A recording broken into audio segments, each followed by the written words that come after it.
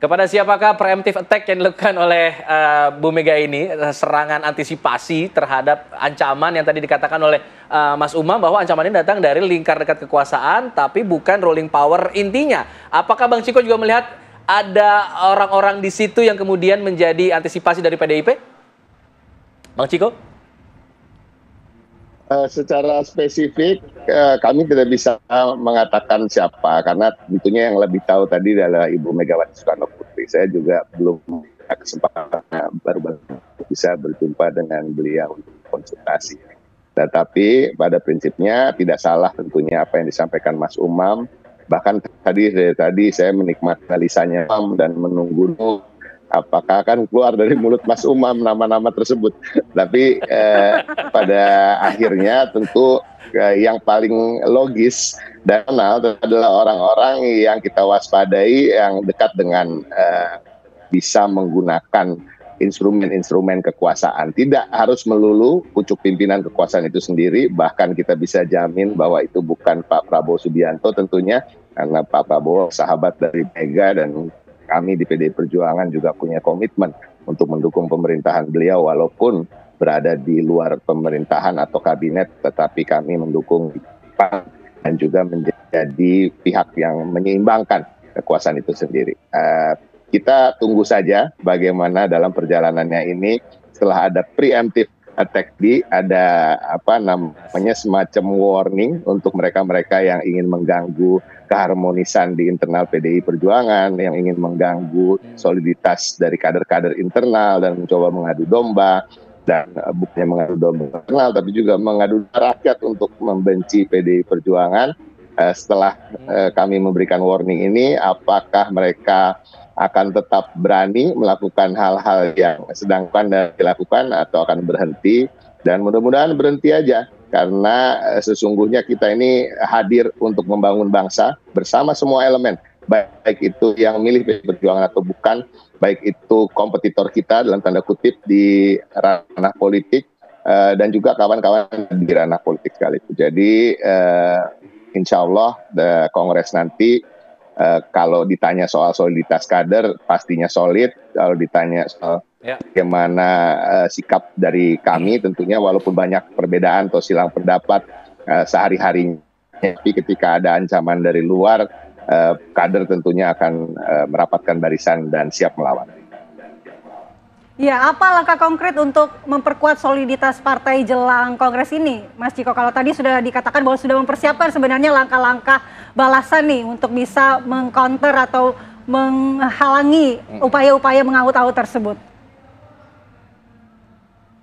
Yang pasti komunikasi ya, bagaimana untuk bisa menjalin persatuan dan kesatuan, tentunya melancarkan dan membuat komunikasi itu fluid dan mengalir di antara kader, baik itu yang memiliki pandangan berbeda, baik itu yang berada di parlemen atau tidak, baik itu yang ada di pimpinan atau sampai ke akar rumput. Tentunya komunikasi itu paling penting. Bagaimana alur komunikasi dan keterbukaan di internal, transparansi antar kader, itu yang tentunya akan mensolidkan, menyatukan semuanya sehingga tidak ada saling curiga dan saling mengingatkan untuk bagaimana tidak terpengaruh dengan apa-apa yang sedang digelontorkan ke publik. Kalau kita tahu ada fitnah-fitnah, ada hoax yang sedang digencarkan, dan semoga itu juga bisa untuk dinetralisir dengan tadi komunikasi dan jalinan keguyuban dari internal kader terhadap sesama kader yang dari segala tingkatan, baik itu parlemen, DPP, sampai ke akar rumput, sampai ke anak ranting. Oke, Bang Ciko, penasaran juga nih mengenai pernyataan Bu Mega yang mengatakan bahwa memang saya nggak boleh pensiun begitu. Artinya ini kayak seakan menggambarkan bahwa sebenarnya Bu Mega sudah mau pensiun begitu, sudah mau menyerahkan pucuk kepemimpinan ke orang lain begitu. Tapi kemudian karena ada out-out ini, akhirnya Bu Mega diminta untuk kembali memimpin PDIP di Kongres tahun depan. Memang seperti itu memang ininya, membacanya.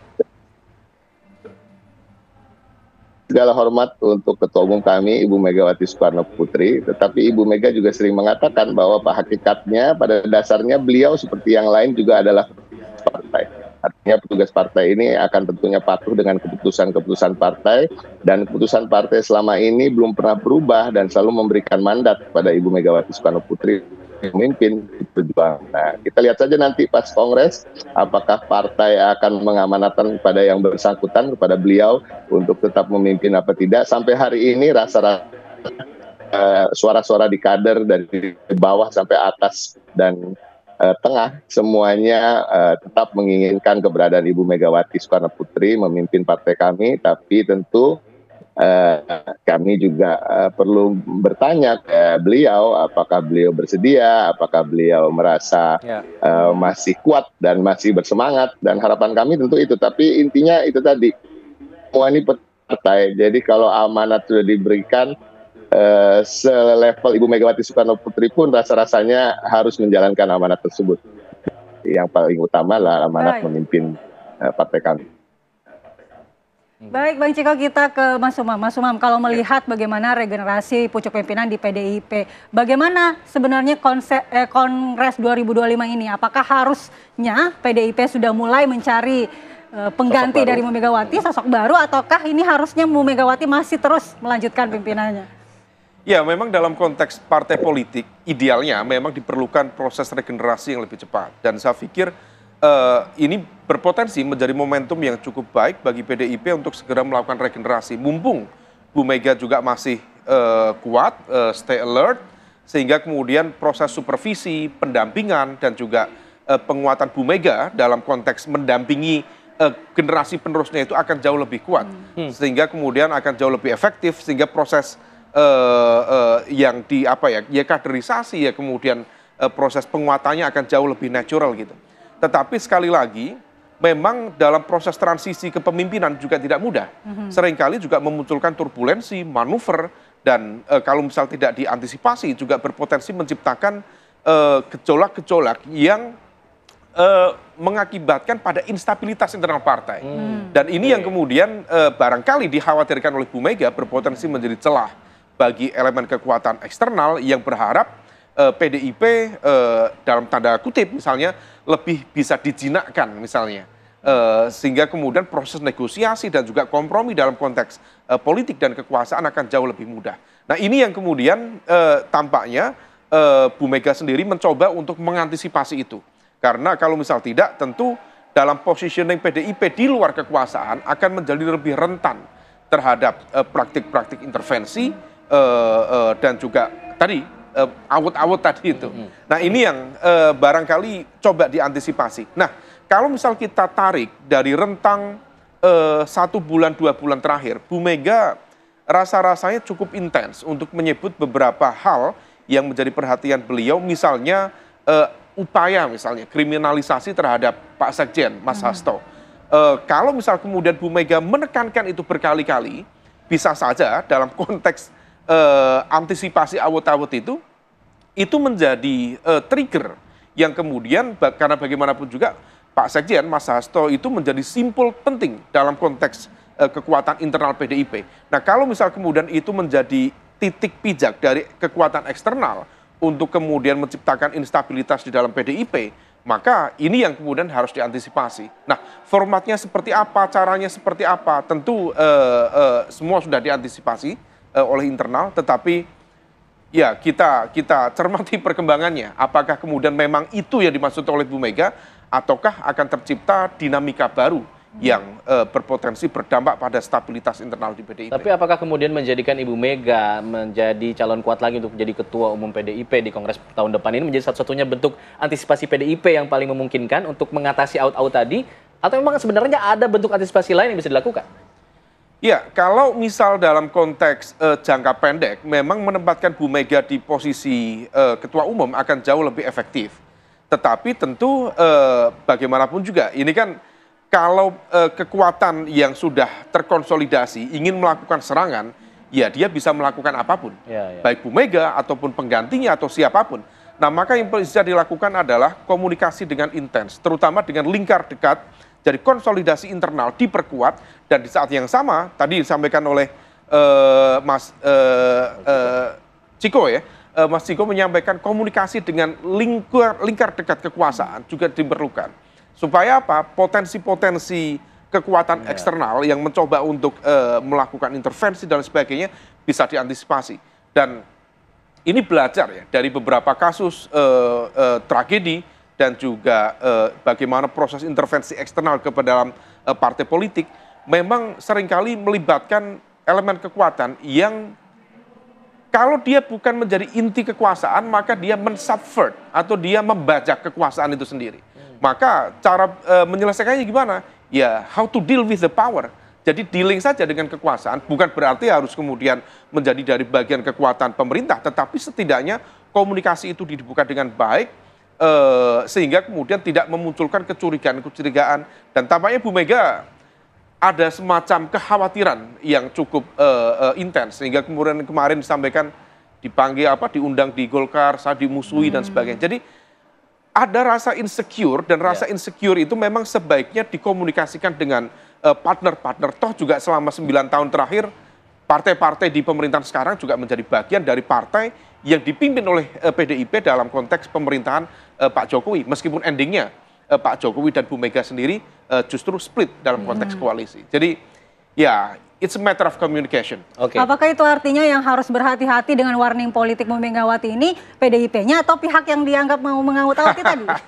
Ini dua-duanya. Karena begini Pak, ini sebenarnya diskusi bisa agak dalam, cuman agak sensitif juga.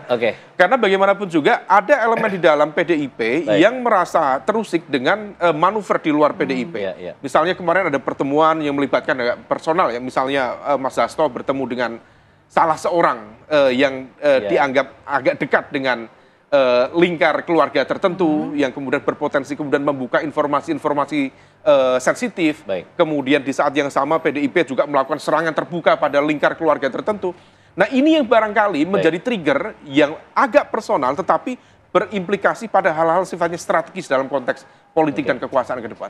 Mas Ciko, terakhir mungkin tadi dikatakan ada antisipasi lain sebenarnya bisa mengkomunikasikan ini dengan lingkar kekuasaan, lingkar power rule-nya di situ ada Pak Prabowo Subianto. Kita masih menunggu pertemuan antara Bu Mega dengan Pak Prabowo Subianto begitu, sampai sekarang belum ada pertemuan secara resmi begitu. Ini apakah kemudian ini sudah dilakukan untuk komunikasi itu atau bagaimana ke depannya, Bang Ciko? Yang bisa kami pastikan adalah komunikasi antara Ibu Megawati Soekarno Putri dan Pak Prabowo Subianto itu lancar. Apakah ada pertemuan secara fisik atau tidak, saya pribadi juga tidak mengetahui, tapi yang saya tahu beliau berdua saling berkomunikasi, bukan diem-dieman sejak berakhirnya Pilpres kemarin dan Pileg, dan komunikasi itu lancar, dan kita juga bisa lihat bagaimana hubungan PDI Perjuangan dengan Partai Gerindra juga sangat baik. Di parlemen tentunya kita tahu keguyupan antara Mbak Puan dan Pak Dasko dan juga kader-kader Gerindra lain yang berada di sana. Dan selama ini juga kebijakan-kebijakan pemerintah juga kami turut kawal, walaupun tentu ada catatan di sana sini dan tentu akan terus memberikan kritik bila memang harus ada yang dikritik, dan memberikan masukan terkait dengan kebijakan-kebijakan alternatif yang kami rasa lebih baik untuk kepentingan rakyat. Ini yang selalu menjadi komitmen bagi Ibu, dan komunikasi itu terus berjalan. Tapi apakah akan ada pertemuan yang kemudian bisa menjadi konsumsi publik? Saya mungkin dalam waktu dekat, ya mudah-mudahan sebelum Kongres PDI Perjuangan itu bisa terlaksana, sehingga tentunya ini yang hal yang ditunggu-tunggu publik gitu. Tapi kan bukan berarti selama ini tidak ada komunikasi. Dan komunikasi ini kan bisa via apa aja ya. Sekarang udah canggih.